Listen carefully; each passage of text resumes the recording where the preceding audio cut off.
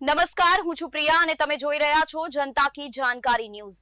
નજર કરીએ આજના સમાચાર ઉપર। પ્રાકૃતિક કૃષિ યુનિવર્સિટી હાલોલ દ્વારા પ્રાકૃતિક કૃષિ ફાર્મ શિહોલી મોટી તાજી ગાંધીનગર ખાતે ખેડૂતોનો તાલીમ વર્ગ તારીખ 27/11/2025ના રોજ પ્રાતેનામાં પ્રાકૃતિક કૃષિ ફાર્મ મોડલ ફાર્મ શિહોલી મોટી તાજી ગાંધીનગર ખાતે વિશ્વની પ્રથમ પ્રાકૃતિક કૃષિ યુનિવર્સિટી હાલોલ કે જેણે આ ફાર્મને ગાંધીનગર જિલ્લાનું રિસોર્સ સેન્ટર પ્રાકૃતિક ખેતીનું તાલીમ કેન્દ્ર તરીકે ઘોષિત કરેલ છે।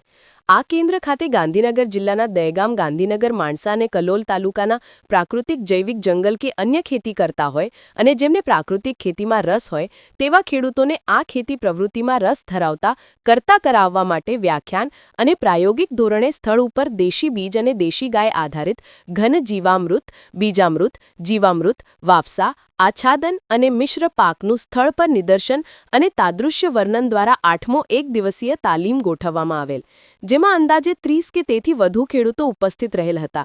આ કાર્યક્રમનું ઉદ્ઘાટન બ્રહ્માકુમારી જયશ્રી દીદી સિનિયર રાજયોગા ટીચર શિક્ષક શાહપુર, બ્રહ્માકુમારી પ્રહલાદ માસ્ટર ટ્રેનર પ્રાકૃતિક યોગિક કૃષિ અને Brahmakumari Chandresh coordinator farmer training centre Tapovan mount Abu ઉપસ્થિતિમાં દીપ પ્રાગટ્ય કરી કાર્યક્રમનું શરૂઆત કરવામાં આવી।